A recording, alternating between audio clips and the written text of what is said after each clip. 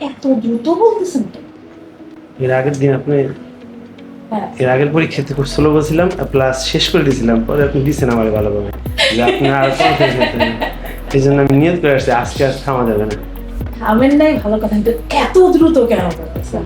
Last time আপনি বেশি slow বলে ফেলছিলেন, আজকে আপনি বেশি দ্রুত বলে ফেলছিলেন। কি বলেছিলেন মনে আছে? আজকে কি বলছেন মনে আছে? মধ্যপন্থা অবলম্বন করুন। ঠিক আছে, মধ্যম পন্থা অবলম্বন।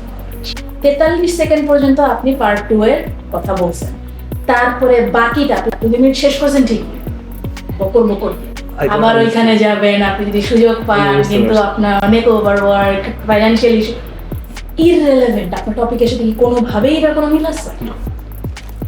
43 সেকেন্ডের মধ্যে আপনি খুব শর্টে কাহিনী শেষ করে দিয়েছেন। ঠিক আছে, focus on details. There should be a beginning and a middle and an end to your story. ঠিক আছে, মধ্যম পন্থা অবলম্বন করবেন।